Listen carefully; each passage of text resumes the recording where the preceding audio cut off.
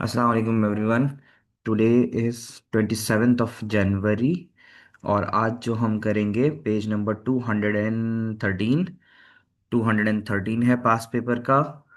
उसका question number 9 है और 9 का बी है, जो हम आज यहाँ पे अटेम्प्ट करेंगे। 27th of January. अब आप ये बताइए कि यहाँ उसने दो डिफरेंसेस मांगे हैं, प्राइमरी और सेकेंडरी के।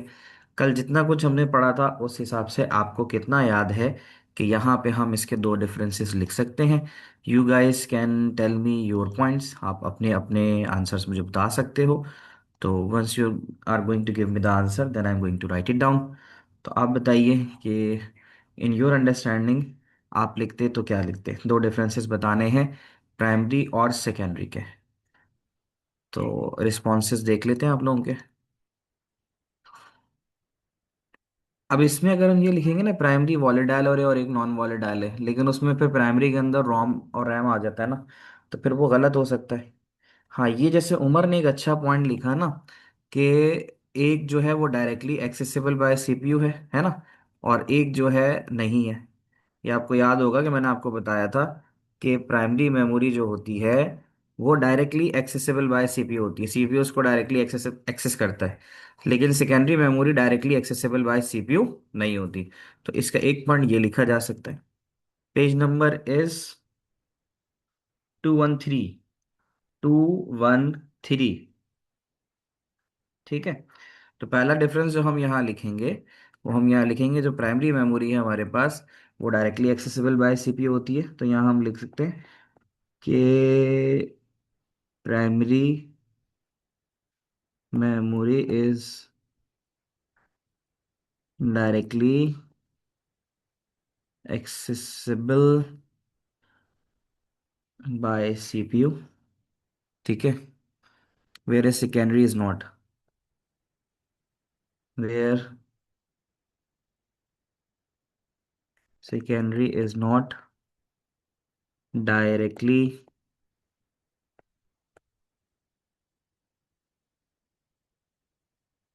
accessible। ये पॉइंट यहाँ पे लिखा जा सकता है। ठीक है। एक बात बड़ी देखो, कॉमन पॉइंट बताऊंगा तो तुम्हें याद भी रहे। प्राइमरी मेमोरी की कैपेसिटी कम होती है ना। रैम रोम तुम्हारे पास जो आती हैं वो आती हैं, रैम की अगर हम बात करें तो रैम तुम्हें मैक्सिमम कितनी मिलती है? 16 GB, 32 GB। सही है। उसके कंट्रास्ट में हार्ड डिस्क और एसएसडी उठा के देखो तो वो तुम्हें टीबीज में मिल जाती हैं, है या नहीं है? ठीक है। तो ये एक बड़ा कॉमन पॉइंट है that you can remember as well. तो आप लिख सकते हो कि primary memory has small capacity. Primary memory has small capacity. ठीक है। Whereas secondary, whereas secondary storage, secondary के साथ मेमोरी नहीं लगाया जाता, स्टोरेज लगाया जाता है। Secondary storage has larger capacity. ठीक है बच्चों, ये भी है। अब हम इसको एक पॉइंट और लिख लेते हैं कि जो प्राइमरी मेमोरी जो है ना, some part of primary memory data can not be change. यानी आप रोम को चेंज नहीं कर सकते ना, सम पार्ट की अगर मैं बात करूं। और सेकेंडरी को आप चेंज कर सकते हो, ऑल्टरेबल होती है। तो primary both storage and memory कह सकते हैं? नहीं, प्राइमरी के साथ हमेशा मेमोरी का लफ्ज आता है और सेकेंडरी के साथ हमेशा स्टोरेज का लफ्ज आता है। तो दो बातें हैं जिसमें हम ये लिख सकते हैं। वैसे तो तुम्हारे 4 मार्क्स पूरे हो गए, लेकिन मैं एडिशनल अगर तुम्हें बताऊं, हाँ बड़ी अच्छी बात एक तो ये है कि वैसे तो तुम देखो इसको मार्किंग से भी देख लेना, लेकिन यहाँ मैं 3 पॉइंट्स तुम्हें और याद दिलाने के लिए बता देता हूँ कि हमारे पास जो प्राइमरी होती है उसका डाटा एक्सेस रेट फास्टर होता है। Primary has faster data access. Data बहुत तेजी से प्राइमरी मेमोरी के अंदर एक्सेस होता है। ठीक है। Where secondary has, whereas secondary has slower data access rate. दो बातें और बता दी हैं, लिखने की जगह नहीं है। ठीक है। और यहाँ पे जैसे ये कह रहा है, वो तो मैंने उस वक्त बात की थी ना लॉन्ग लास्टिंग, आ, उस वक्त बात की थी कि जब मैं एसएसडी और हार्ड डिस्क में बात कर रहा था। प्राइमरी और सेकेंडरी में ये चीज़ नहीं है, प्राइम रैम चलती है, रैम रोम भी चलती है और वो भी चलती हैं। दो पॉइंट जो यहाँ लिख नहीं पा रहा, जगह भी नहीं है, एक तो ये है कि some part of primary are volatile and some are non volatile, ये भी याद रख लेना। और एक और याद रख लेना कि some part of primary storage, some part लिखना ज़रूरी है क्योंकि रैम एंड रोम आ जाती है ना, तो some part of primary storage can not be change, ROM को चेंज नहीं किया जा सकता, whereas data in secondary storage can be change, hard disk और एसएसडी को चेंज किया जा सकता है। मैं आगे जा रहा हूँ, ठीक है, ये वाला सवाल हो गया। अगला सवाल करते हैं बच्चों, पेज नंबर 258 पे आ जाओ। पेज नंबर 258, ठीक है, थैंक यू हादिया। 258 पे कहता है, कंप्यूटर में रैम भी इस्तेमाल होती है और सेकेंडरी स्टोरेज भी इस्तेमाल होती है, सेकेंडरी स्टोरेज का पर्पस बताइए। अब सेकेंडरी स्टोरेज का पर्पस क्या होता है? यस, जिसने भी बताया, मैं नाम नहीं देख पाया, कि सेकेंडरी स्टोरेज का मेन पर्पस होता है कि डाटा को परमानेंटली स्टोर कर ले। ठीक है, तो जिसने भी बताया है उसको शाबाश। तो यहाँ पर हम ये लिख सकते हैं, जो पर्पस ऑफ सेकेंडरी स्टोरेज होता है वो ये होता है कि डाटा को परमानेंटली होल्ड करे, जैसे हार्ड डिस्क है ना। अब आप अगर कंप्यूटर बंद भी कर देते हो तो आपका डाटा हार्ड डिस्क में मौजूद रहता है, तो इसका काम ये होता है कि to store the data permanently, यही इसका जवाब है कि to store data, to store data files, ठीक है, इनको डाटा को या फाइल्स को परमानेंटली, परमानेंटली, परमानेंटली की टर्म लिखना बड़ा ज़रूरी है, ठीक है। तो ये इसका जवाब हो जाएगा। आगे चलते हैं, आगे चलते हैं next. One type of secondary storage is optical, जो हमने पढ़ना था, ठीक है, वो हम कल पढ़ लेंगे। Give three example of optical. अच्छा, ऑप्टिकल वो होती है जो लाइट के जरिए डाटा को रीड करती है। वैसे मैंने बातों बातों में कल बताया था कि हमारे पास जो ऑप्टिकल होती है वो कौन कौन सी होती है। वो सीडी होती है, ठीक है, तो उसमें सर्कल बोला है, तो ऑप्टिकल हो गई सीडी, ऑप्टिकल हो गई सीडी, और ऑप्टिकल हो गई डीवीडी, और ऑप्टिकल हो गई ब्लू रे। ये इसका जवाब है। यहाँ तक बात समझ में आती है बच्चों?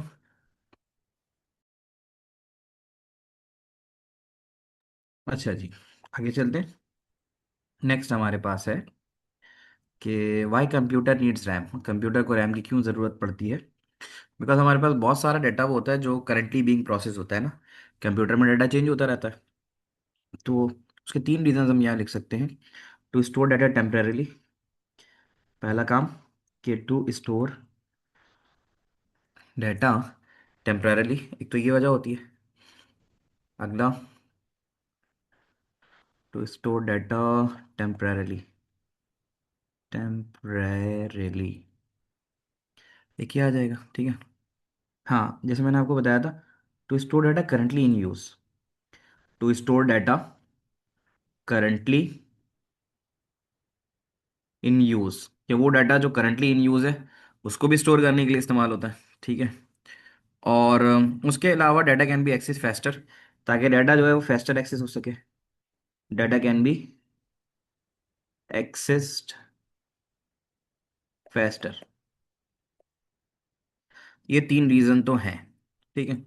इसमें एक पॉइंट और भी है कि to store software currently in use, इसका भी एक मार्क है। अगर आप लिखते हो कि टू स्टोर डाटा अलग है, टू स्टोर सॉफ्टवेयर इसका भी मार्क है। To store data currently in use अलग है, to store software currently in use ये भी इसका एक पॉइंट है। तो चार मैंने लिख दिए, तीन मांगे थे बच्चों। ये हो गया, तो बताओ फिर आगे बढ़े, ठीक है। ये वाला सवाल भी मुकम्मल होता है, आगे मूव करते हैं। The next question we have is 286। 286 के ऊपर अगर हम बात करें, 286 पे चलते हैं। 286 पे हमारे पास पहला सवाल है, computer uses both solid and optical. असल में ऑप्टिकल अभी हमने किया नहीं है खैर, लेकिन हाँ सवाल ये है, explain why computer need secondary, computer को सेकेंडरी की क्यों ज़रूरत होती है। अच्छा, ये बात डिफरेंसेस में हम पहले भी डिस्कस कर चुके हैं कि कंप्यूटर को ज़रूरत किस लिए होती है, कि एक तो वो डाटा को किस लिए इस्तेमाल कर सके, परमानेंटली इस्तेमाल कर सके, है ना। इसी वजह से हम करते हैं कि भाई डाटा को परमानेंटली स्टोर कर सकें, इसलिए हम सेकेंडरी स्टोरेज का इस्तेमाल करते हैं। एक पॉइंट तो ये है। और सेकेंडरी स्टोरेज हम इसलिए इस्तेमाल करते हैं कि जो सॉफ्टवेयर्स वगैरह हैं उसको भी हम कंप्यूटर पे इस्तेमाल कर सकें। एक चीज़ थोड़ी सी हटके बताऊंगा, वो हम पढ़ेंगे आगे, वर्चुअल मेमोरी। वर्चुअल मेमोरी में ये होता है कि जब तुम्हारी रैम भर जाती है ना, तो उस रैम के भरने पे कंप्यूटर क्रैश ना करे, तो फिर एक कॉन्सेप्ट अप्लाई होता है वर्चुअल मेमोरी। वो हम अभी इसी वीक के अंदर ऑप्टिकल के बात कर लेंगे इंशाल्लाह। तो वर्चुअल मेमोरी में ये होता है कि वर्चुअल मेमोरी वो होती है जो रैम की कमी, ठीक है, रैम की कमी की वजह से हम हार्ड डिस्क से कुछ स्पेस उधार लेते हैं, उस चीज़ को हम वर्चुअल मेमोरी कहते हैं। तो उसको हम डिस्कस कर लेंगे, बट यहाँ पे जो है उसको हम पहले लिख लेते हैं कि why a computer need secondary storage, computer को सेकेंडरी स्टोरेज की क्यों जरूरत होती है। तो हम पहले लिख लेते हैं कि to store data slash files permanently.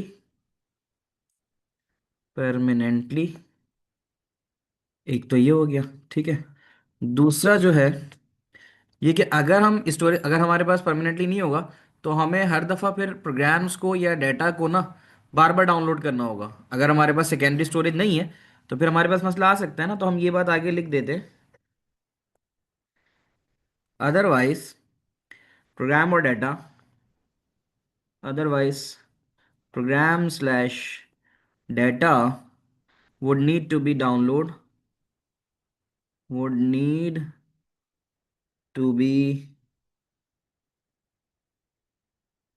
download download every time computer was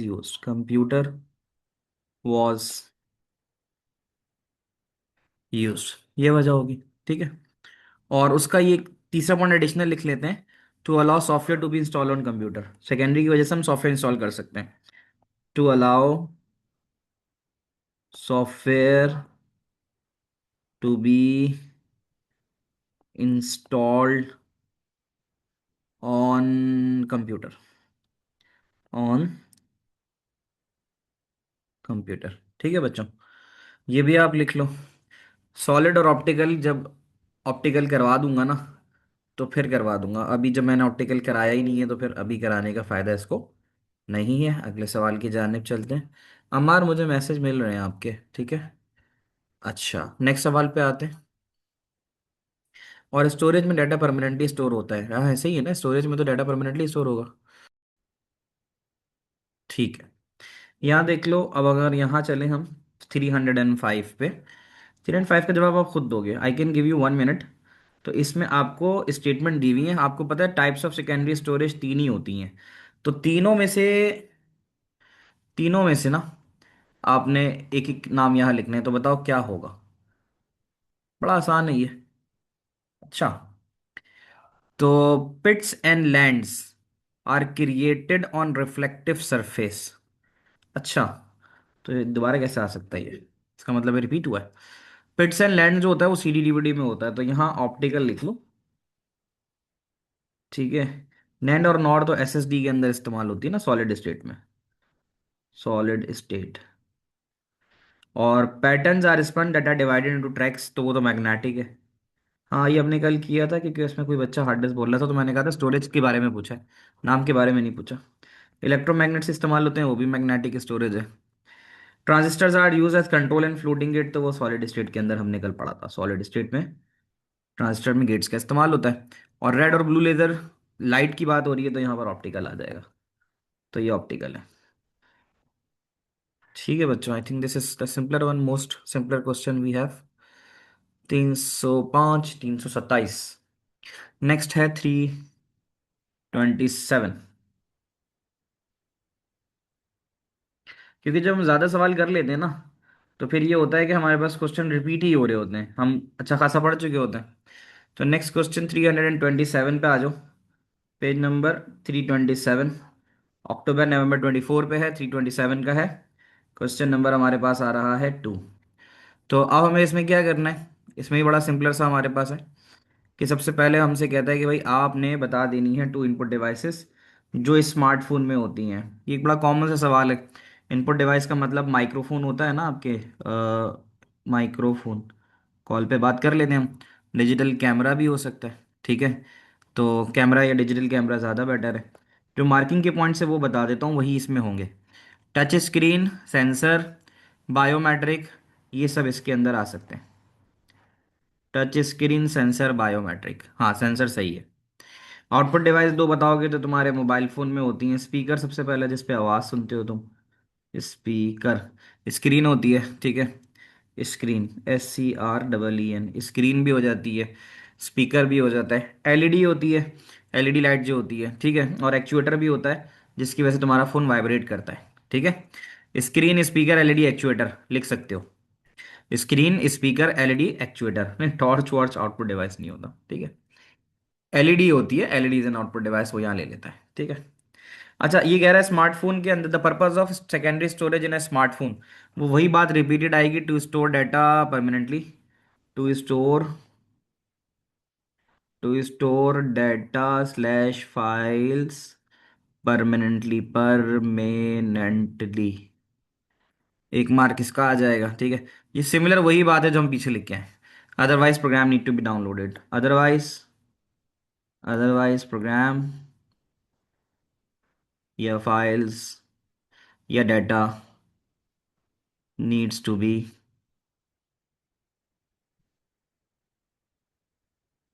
downloaded, ठीक है। Every time, every time smartphone was turn on, every time smartphone was turn on, जितनी दफ़ा फ़ोन इस्तेमाल करोगे उतनी दफ़ा तुम्हें फिर इन फाइल्स को डाउनलोड वगैरह करना होगा, ठीक है। ये भी हो गया। टू स्टोर यूज़र फाइल के लिए भी इस्तेमाल हो सकता है ना, स्टोरेज के अंदर हम टू स्टोर यूज़र फाइल के लिए भी इस्तेमाल हो सकता है। Identify the most suitable type of storage for the smartphone, तो स्मार्टफोन के अंदर जो बेस्ट इस्तेमाल होगी, फ्लैश में बेटर जो टर्म है ना, वो सॉलिड स्टेट लिखोगे। सॉलिड स्टेट मेमोरी का इस्तेमाल होगा डाटा को स्टोर करने के लिए। एक्सप्लेनेशन वही है जो इसके फायदे बताए थे मैंने। It is small in size, small in size भी होती है, ठीक है। और इसका वेट कम होता है, इट इज़ लाइट वेट, ये वाली बात भी हमने की थी, ठीक है। It has no moving parts, it has no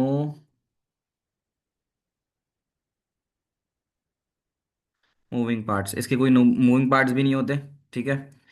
तो ये बहुत सारी चीज़ें हैं। It does not require much power, हाँ इट रन्स कूलर, ये सब चीज़ें होती हैं। It does not it does not require much power, इसको ज़्यादा पावर की जरूरत नहीं। 4 मार्क तो ये आ गए। जो पॉइंट्स मजीद लिखे हैं वो मैं पढ़ लेता हूँ ताकि आपको पता रहे। तो ठीक है, तो इसमें क्या क्या है, it has no moving part, और फिर ये कि it has faster access, it run cool, it does not make lots of noise, it does not require much power, so it won't drain the battery, so it won't drain battery, ठीक है बच्चों। तो अब आप लोगों की maths की class है।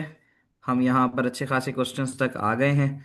354, 421 एंड 440, ये आपके कुछ क्वेश्चंस हैं जो मज़ीद होने बाकी हैं। तो नेक्स्ट क्वेश्चन हमारे पास जो है बच्चों, वो है 354 पे। बिल्कुल प्रीवियस क्वेश्चन की तरह है, जहाँ पर उसने बात की थी स्मार्ट वॉच की, कि उसमें इनपुट आउटपुट डिवाइसेस कौन सी इस्तेमाल होंगी। ये हम पिछली क्लास में डिस्कस कर चुके हैं, इस पर ज़्यादा डीप डिटेल में नहीं जाएंगे। ये वाला क्वेश्चन हम कर लेते हैं कि स्मार्टफोन जो है वो,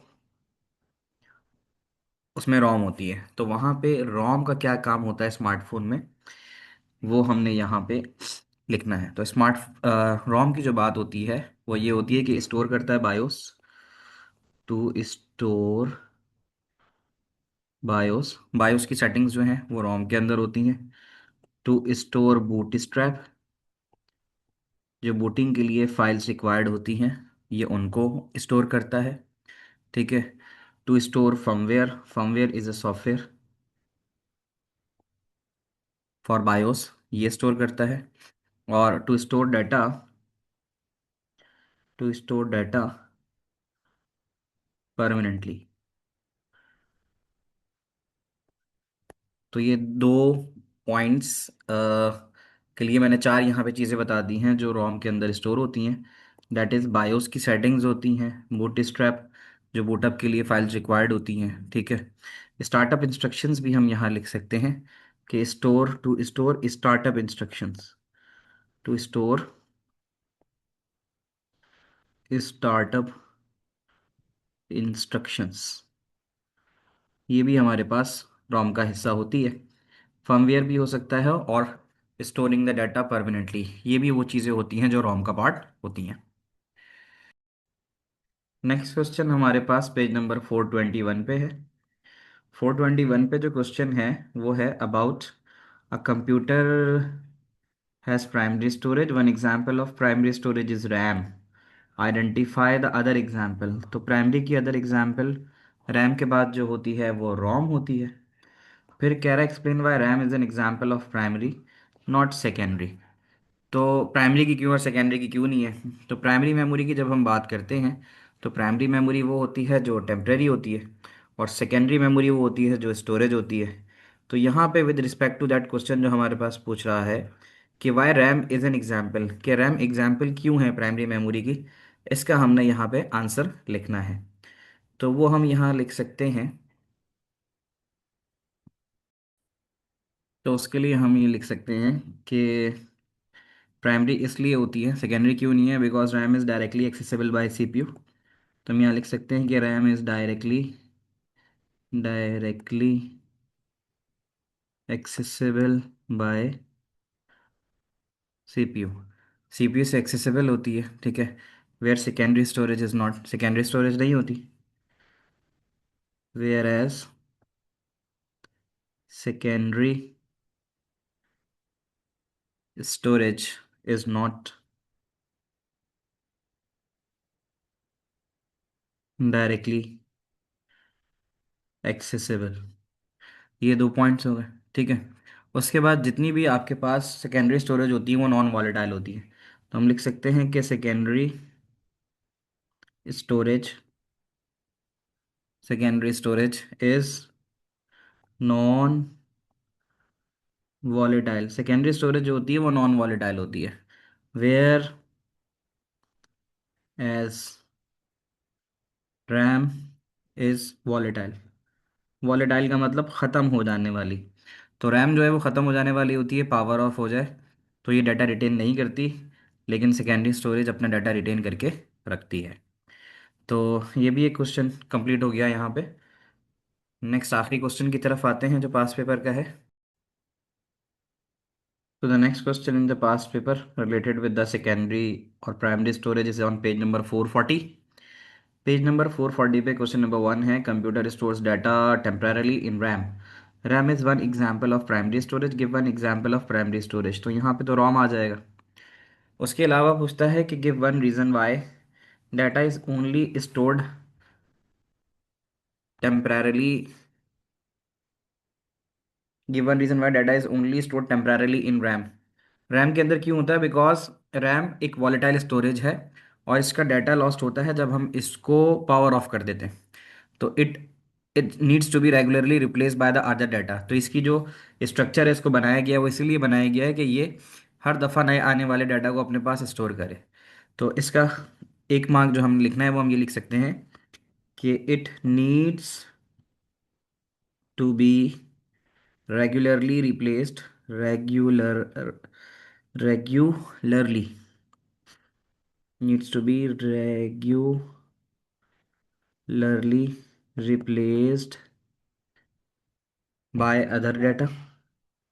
क्योंकि रैम के अंदर डाटा चेंज होता रहता है। मैं अभी जूम पे पढ़ा रहा हूँ, मैं बंद कर दूंगा, मैं वीएलसी खोल लूंगा। तो इसमें ये होता है कि डाटा कॉन्स्टेंटली चेंज होता रहता है। तो इसलिए डाटा जो है वो टेम्परेरी स्टोर होता है, क्योंकि जो भी करंटली बीइंग प्रोसेस डाटा आता है वो चेंज होता रहता है, तो डाटा हर वक्त रिटेन नहीं कर सकती। तो यहाँ पे इसके जितने भी क्वेश्चंस थे वो हमने डिस्कस कर लिए हैं सेकेंडरी स्टोरेज के। अगर कोई मज़ीद फर्दर आएंगे तो फिर उसको आपको नेक्स्ट क्लास में कंप्लीट करवा दिया जाएगा।